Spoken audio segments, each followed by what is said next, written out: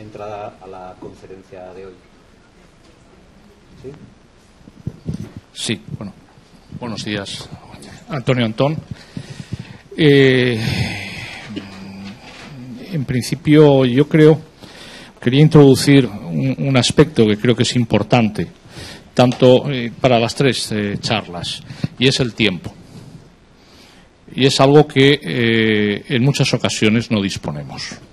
Yo en mi presentación os he querido decir que, bueno, hacemos investigación dentro de la asistencia está habitualmente sobrecargada. Y la asistencia tiene que ser buena, independientemente de que se participe o no se participe en un ensayo clínico o en una investigación.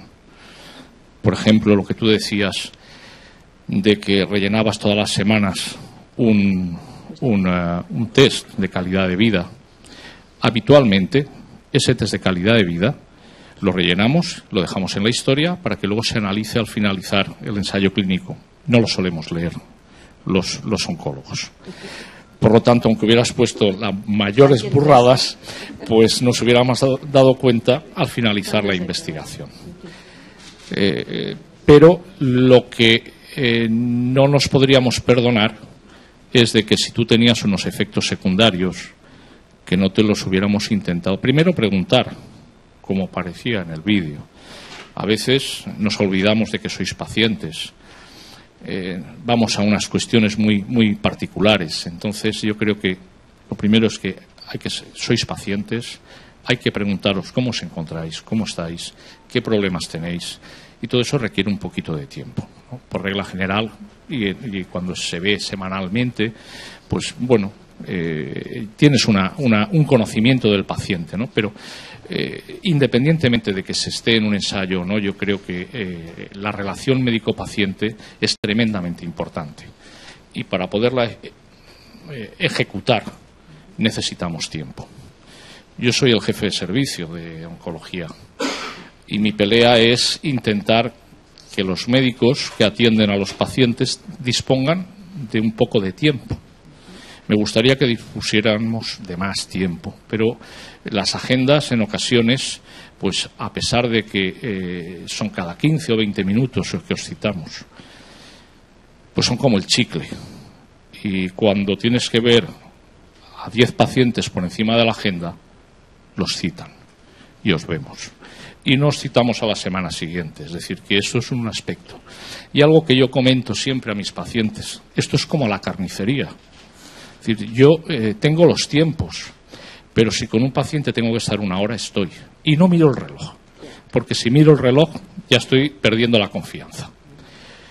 Y es como en la carnicería, yo llego y digo, y solo hay 3, pero los 3 que llevo delante se llevan la vaca entera. Y me pego 3 horas ahí esperando mi turno, que voy a por un filete. Pues esto pasa lo mismo. Yo tengo citados y no sé el tiempo que necesito de cada uno. Tanto para y si para la asistencia se necesita tiempo, para la investigación mucho más. Y para presentar un consentimiento informado, y estoy totalmente de acuerdo con lo que habéis dicho, son infumables. No hay forma de entenderlo. Y entonces, en muchas ocasiones, somos nosotros los que os intentamos explicar y además traduciros ese consentimiento informado. Y llévatelo, léelo. No, doctor, que no me lo leo, ni confío en lo que usted me ha dicho. Bueno, pues, y lo aceptas. Entonces, bueno, de alguna manera yo creo que se tiene que tener tiempo, se tiene que hacer una traducción y en ocasiones tiene que haber una relación buena.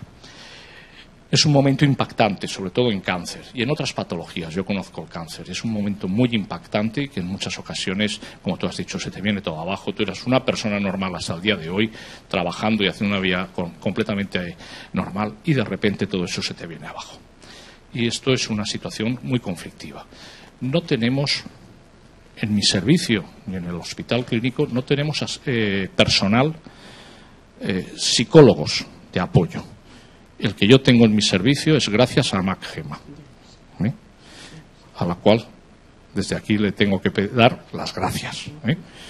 Pero no está, ese personal no está dentro del personal sanitario, ni dentro de los profesionales. Y es realmente importante la trabajadora social, el psicólogo, etcétera, etcétera. Y luego un aspecto, porque has comentado lo de la cacería. Yo me lo planteo. Si tengo un ensayo clínico, ¿se lo tengo que ofrecer a todos los pacientes que cumplen los criterios de inclusión y exclusión? Si yo considero que ese ensayo clínico es adecuado y que puede ser beneficioso para el paciente o para la investigación, para el progreso de la oncología en este caso. Pues debería, porque si no lo hago, ya estoy yo ahí tomando unas decisiones que no debo de tomar. Entonces, se lo debo de ofrecer a todo el mundo y se lo tengo que explicar. Lo que no está recogido, ni lo tengo yo recogido y me ha hecho reflexionar, es el porcentaje de pacientes que rechazan participar en el ensayo clínico. Yo creo que sería un dato muy importante.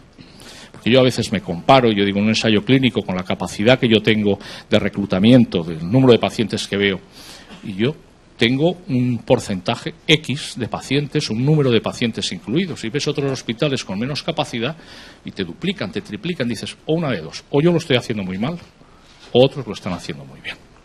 Y son cosas que yo creo que son para reflexionar, ¿no? Gracias.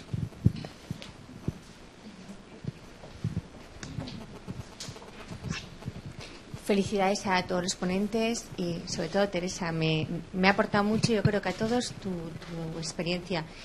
A mí me ha llamado la atención el tema de una media de 10 hojas de consentimiento. Es que estamos nosotros viendo hasta 30. O sea, creo que no se puede comprender un estudio así. Intentamos que haya un folleto informativo, algo para que realmente sea el documento que pueda entender. Pero yo quería preguntaros a los tres, un poco al hilo de la figura que dice Paco, lo del auditor del consentimiento, que es una idea muy buena, pero nos estamos encontrando en que en los consentimientos se le dice al paciente que si tiene dudas consulte con el comité. Y es una frase que nosotros pedimos que se quite. No sé si hacemos bien o mal, por eso que me gustaría conocer la opinión de todos. Porque no tenemos recursos para ello, para poder informar a todos los pacientes sobre sus derechos como paciente cuando participan en la investigación. ¿Cuál es vuestra opinión al respecto?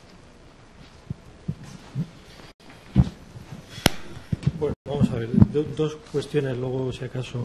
Lo del auditor de consentimiento yo lo planteaba para ensayos clínicos muy complejos, especiales, no como algo sistemático que sería inviable. Segunda cuestión, yo no creo que sería apropiado que los pacientes se dirigieran al comité. Creo que eso no... porque en principio si lo hicieran una parte importante, el comité se vería desbordado y no sería capaz de dar satisfacción, digamos, a todas las preguntas posibles, y de alguna manera yo creo que la atención sanitaria del paciente tampoco se puede vulnerar o alterar, y puede generarse una pérdida de confianza que yo creo que no es bueno ni para el médico ni para la paciente. Por lo tanto, el comité o la persona que designe el comité, en los casos donde sea procedente hacer una revisión o una supervisión del consentimiento, tiene que ser delante del profesional, por supuesto. Es lo que yo diría. Sí, yo si acaso comentarte que quien tiene la responsabilidad de hacer el acto de comunicación del consentimiento es el investigador principal. Y como responsable del grupo puede delegar o no, pero es bajo su responsabilidad y la comparte. Si delega el pasar el consentimiento a una persona con pocas habilidades de comunicación, suele ser el responsable. Entonces, yo lo encuadraría dentro de simplemente de una práctica más, de buenas prácticas clínicas dentro del contexto de la investigación, bajo su responsabilidad. Otra cosa es que se pueda supervisar, como algunos comités puntualmente, pues, y de manera aleatoria o de manera digital, pues seleccionamos algún ensayo y se monitoriza a ver si cada una de las fases. Lo que pasa es que en esa monitorización no se suele contemplar la parte del consentimiento informado. Todavía sigue el concepto de que es el documento que abre las puertas a veces unas trayectorias de años que duran los ensayos, y no es eso. Yo lo que quería decir es que cuando, digamos que pedía una figura de una persona intermediaria, era eso, descargar al oncólogo, que en mi caso tuve uno muy bueno. Entonces, descargarle de ese trabajo que no es pérdida de tiempo, porque es comunicación y reflexión entre ambas partes, pero sí cuando uno sale de la consulta es cuando empiezas a ver si te acuerdas de algo que normalmente te vas en blanco. Cuando lees ya, bueno, yo no recuerdo ni dónde están aquellos papeles y seguro que los tengo. Y bueno, eso ha sido la normalidad, olvidar aquello porque he llegado a una normalidad y eso es lo que esperaba, llegar a una normalidad. Pero lo que yo pretendía era eso, el decir que necesitamos un intermediario que descargue al oncólogo o al investigador porque tiene cosas más importantes que hacer. Porque su trabajo de comunicar se lo puede trasladar a una persona que sepa comunicar y tenga el tiempo suficiente para que el paciente, que podemos estar en la escala de primaria o en la de universitario, pero podamos comprender, simplemente a base de tiempo. Todos vamos a comprender, pero unos necesitamos más y otros menos tiempo. Eso era.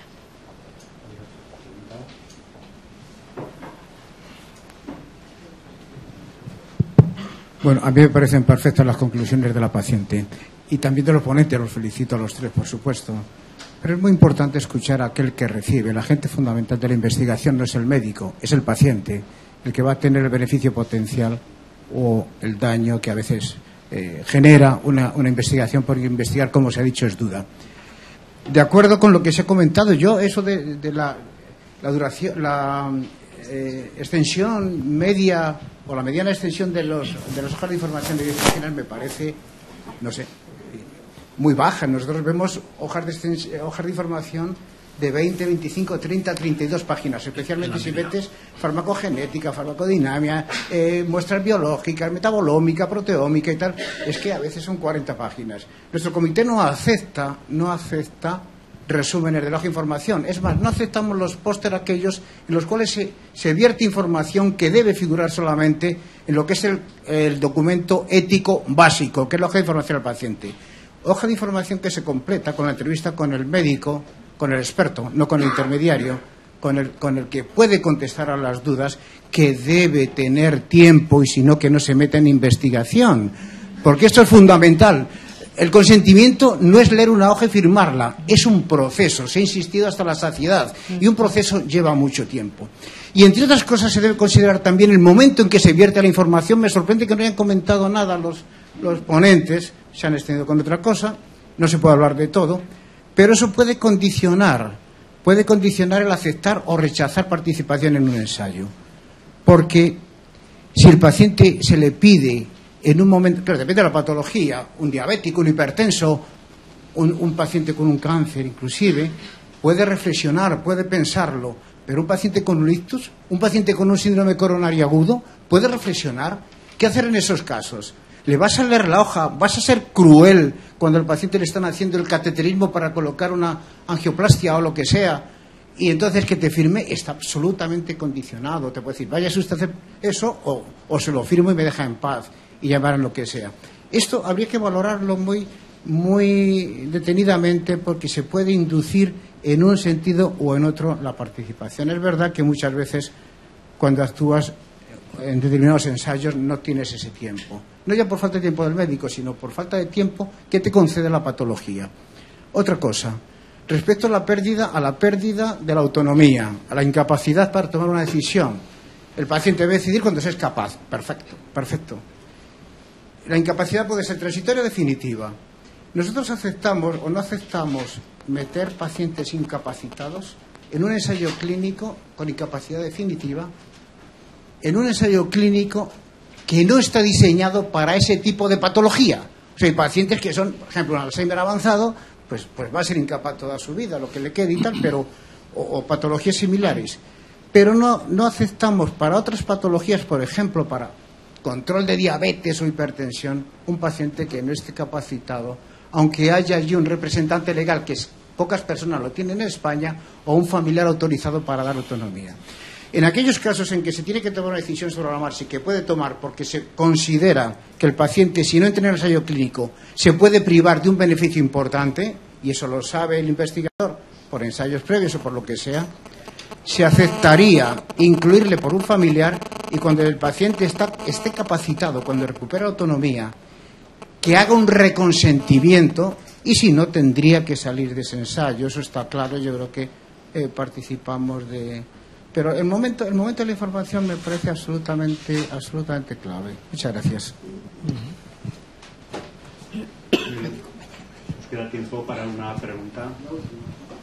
Sí, yo quería compartir una reflexión con ustedes más que una pregunta. Yo soy Ciar de Lecuona, de la Universidad de Barcelona, y miembro del Comité de Ética de Investigación Clínica del Hospital Clínico. Y me ha parecido muy interesante la aportación desde la perspectiva de la vulnerabilidad, pero pensando en todos estos problemas, al final cualquier persona participante es vulnerable, porque analizando la información que recibe, la complejidad de las hojas, porque aquí estábamos comentando que no son 10, son 30 hojas que una persona se supone que tiene que asimilar. Y luego el problema que se agudiza a todo lo que ustedes están diciendo en el ámbito de las muestras biológicas, que es un poco nuestro interés en el día de hoy y a ver si conseguimos entre todos los que somos miembros aclarar la situación, porque realmente además requiere una atención muy especializada y desde luego que no te despiste, porque cuando dice se guardarán las muestras para un objetivo concreto, a 2 líneas más abajo te dice que las guardará para siempre, para todo y para todo lo que quieran. Luego hay un problema que a mí me parece una falta de respeto hacia las personas participantes, que es la traducción. Te envían traducciones automáticas, que es el Google Traductor, o sea, no se invierte ni siquiera tiempo, y bueno, eso te da a entender que en el fondo hay una falta de respeto por la función de los comités y por cómo funciona la investigación biomédica en un Estado, porque no se va a dejar de hacer investigación biomédica, pero se considera que un comité es simplemente una cuestión burocrática más, cuando aquí todos los que estamos aquí, la mayoría, estamos preocupados por proteger precisamente a las personas implicadas o participantes. Entonces yo creo que hay que hacer un esfuerzo por coordinar acciones que permitan clarificar estos puntos. Porque, desde luego, si esperamos que el legislador, y yo en calidad de jurista soy muy crítica con esto, el legislador tiene una verborrea incontenible, con perdón si hay alguno aquí que se haya dedicado a esto, porque asistimos a un momento de superproducción de comités, salen por todos lados, sirven para proteger, y el legislador, en el fondo, confía en los comités. Pero, claro, esa falsa seguridad que al ciudadano se le da, a la hora de la realidad ves que o no funcionan los comités o no funciona el centro coordinador, o desde 2004, bueno, pues estamos en 2013 y hay muchos agujeros que tapar. Entonces comparto totalmente lo que decían antes esta mañana, Antonio, de que bueno, esta nueva normativa pues igual se solapa con todos los problemas que íbamos añadidos. Pero hay muchas cosas que simplificar y que mejorar, como por ejemplo reducir a un formato específico la información que se debe trasladar para hacer un esfuerzo de lo que se debe comunicar, y luego evitar este tipo de traducciones, porque al final conviertes a las personas en vulnerables, a expensas, a todos, menores, mayores de edad y cualquier persona que vaya a ser participante. Bueno, es una reflexión más que una pregunta. Un comentario muy breve sobre esto. Y ante el diagnóstico que acabas de hacer, eres jurista, pero claro, estás en un ambiente médico, ¿no? Has hecho un diagnóstico perfecto y hemos convertido a todos los sujetos de investigación en vulnerables. Ante ese diagnóstico, que todo el mundo está de acuerdo que es certero, solo caben 2 opciones. O prescindes de la decisión del paciente, vuelta al paternalismo, ¿no?, por vía de la complejidad de la información, o haces lo posible para que esas personas dejen de ser vulnerables. Y esta es la opción que hay que adoptar. Y esto es lo que hay que... Es que no cabe otra posibilidad. Hay tendencia a que los comités asuman un cierto paternalismo, en fin, velando... y descuiden un poco estos aspectos. Yo creo que lo señalabas también, pero ese no es el camino. El camino es a empoderar a los pacientes, que dejen de ser vulnerables. Así que esto es una cosa elemental y todos deberíamos trabajar en esto. También creo yo, desde el punto de vista jurídico, debe hacerse. ¿Qué información se considera que es esencial, radicalmente necesaria, y no poner en la hoja de información aspectos que solamente van a cubrir, por ejemplo, determinadas cuestiones de responsabilidad? Por ejemplo, he puesto un artículo sobre el seguro y la responsabilidad, en fin. Una cuarta parte del contenido de la hoja de información está dedicado a describir las reacciones adversas a los pacientes. Esto puede tener 2 objetivos. Uno de ellos es verdaderamente informar a los pacientes de los riesgos que asumen. Probablemente ese sea uno de los objetivos, pero probablemente el más elemental, el más obvio, el que ve uno con más claridad, es que toda reacción adversa que se menciona en la hoja de información automáticamente la excluye de un resarcimiento o del menoscabo. Entonces, ¿por qué se hace esto así? Porque la legislación permite que eso se haga así. Luego hay que cambiar la normativa, para que por lo menos esos aspectos que tienen que ver con la seguridad se dé la información de otro modo y no de la manera que se están dando, donde a veces se le dedica media página, una página entera, a describir, por ejemplo, los estudios de toxicidad en animales, que es ridículo, sencillamente. Ruego, perdonéis los que tenéis ganas de intervenir, creo que tenemos oportunidades de hablarlo luego a nivel personal, pero ya con el fin de mantener los tiempos, no me queda más remedio que intentar por cerrar a la mesa y